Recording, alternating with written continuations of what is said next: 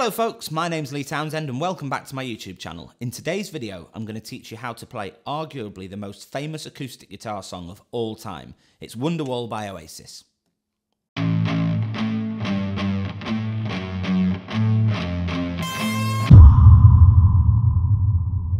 So before we jump into this tutorial, I'd like to first ask you if you haven't yet subscribed to the channel and you are interested in guitar and music related content here on YouTube, please consider doing so by hitting the subscribe link down below. It really does help the channel out, and if you want to get extra notifications when I post new videos, hit the bell icon next to the subscribe button as well to get email alerts when I post new tutorials and videos like this.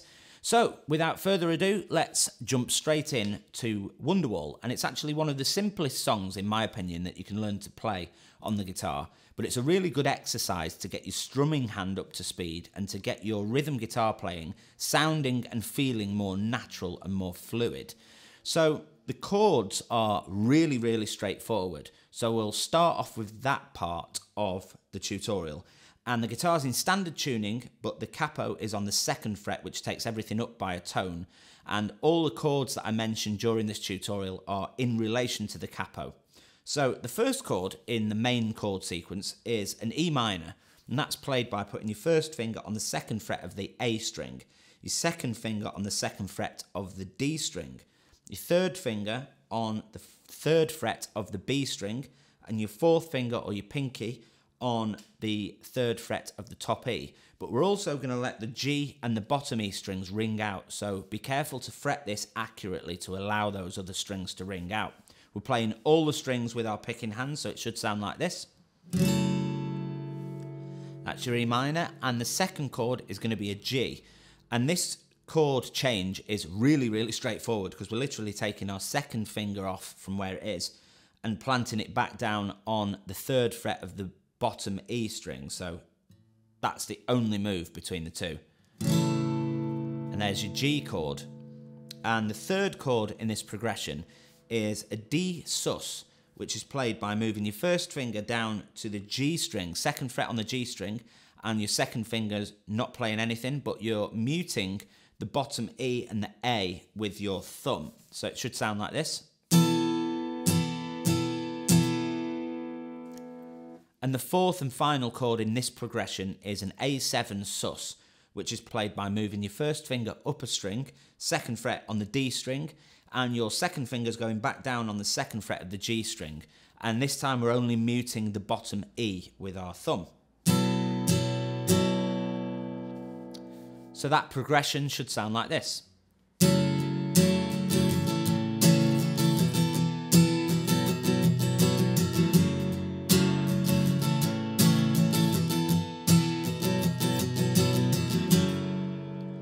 So that's the chord progression that we all know and love from Wonderwall, and you'll also notice that my 3rd finger and my pinky aren't moving anywhere, and that's actually the case for the entire song. They never lift from where they are, which is one of the reasons that I find this song so easy to learn, so easy to play, and it allows you to concentrate really on the strumming hand, getting that rhythm sounding more fluid.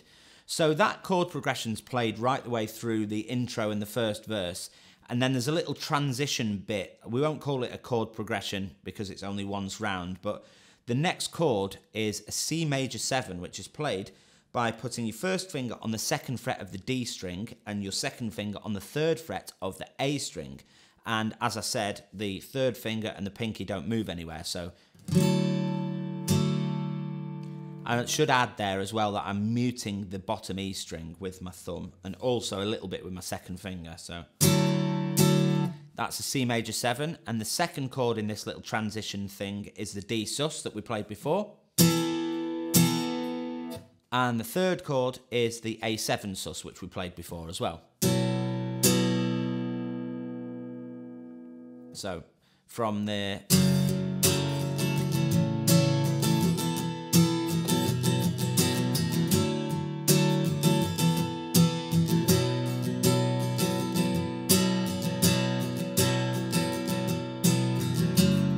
and then back into the first chord progression for the 2nd verse, the bit that goes backbeat and the band kicks in, and we've got the whole of the 2nd verse there, the same chord progression.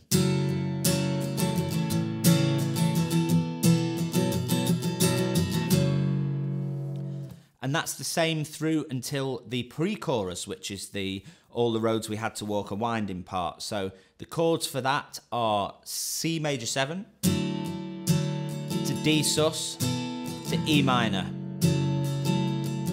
C major 7 to D sus to E minor. And then C major 7 again to D sus.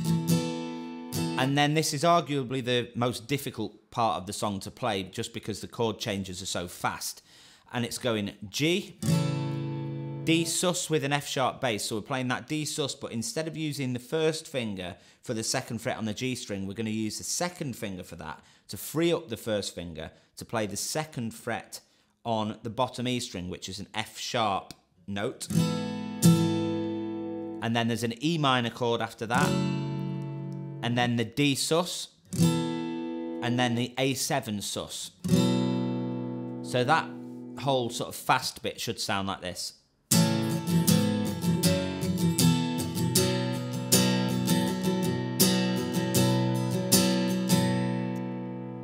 So that whole pre-chorus should sound like this. All the roads we live to walk are winding, and all the lights that light the way were blinding. There are many things that I would like to say to you, but I don't know how.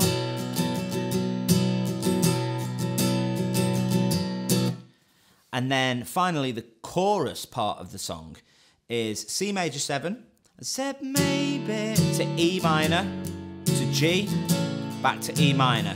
And be the one that saves me.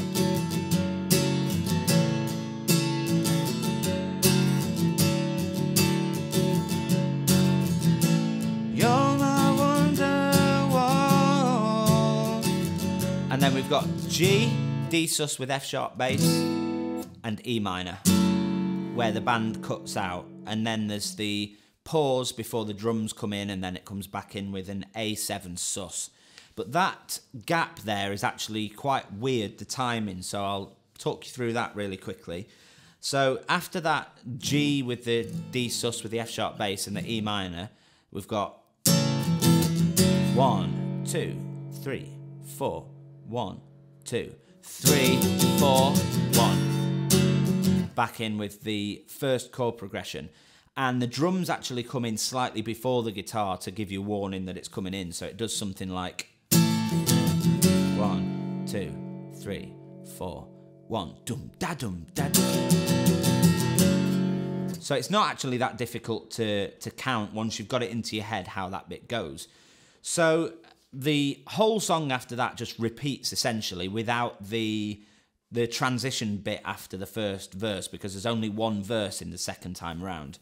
But that's it. The whole song is just the same again. So you can see that the chord progressions are very, very straightforward. And it's the strumming hand that gets the feel going. So I'm probably not the best person to explain how the strumming pattern works, because I'm not a big fan of paint-by-numbers strumming patterns. I don't think this should be a PlayStation cheat, as I always say. But I will kind of talk you through how I think it should go. And essentially, your strumming hand should be playing 16th notes, even if you're not actually strumming the strings. And I'll explain what I mean by that now. So quarter notes to this song would sound something like this.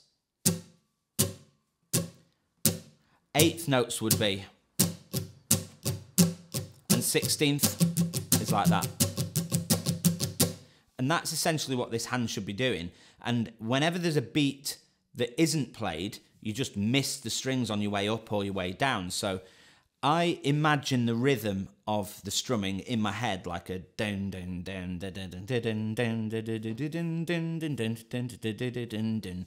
And you kind of, if you can hum it like that, then you can sort of strum it, if that makes sense. So the strumming pattern should sound like this.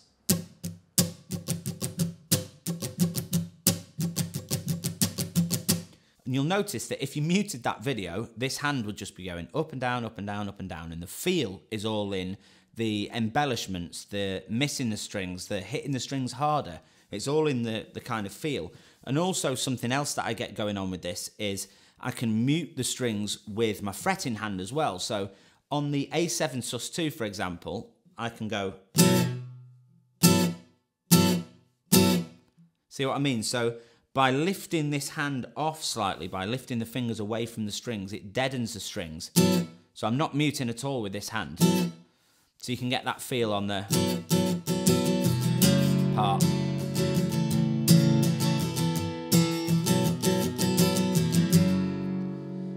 And as I said, I'm not brilliant at explaining strumming patterns, but that's just because I think it should be a feel thing. It's what gives you your identity as a guitar player, is having the feel in that part of the song, if that makes sense. Shouldn't be a PlayStation cheat. It shouldn't be paint by numbers. It should be your identity.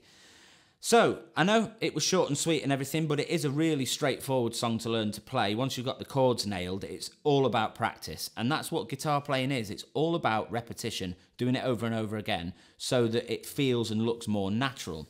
So if you're interested in tutorials and lesson videos like this, and you'd like to get access to my chord diagrams and lyric sheets and tabs and things like that, I'm actually opening a new section of my website which is going to include all of that stuff to go alongside these videos. It won't cost anything, it's going to be free of charge, and as I say, you'll get access to all my tab sheets and stuff. So the top link in the description below this video will take you to a sign-up form. Stick your email address in.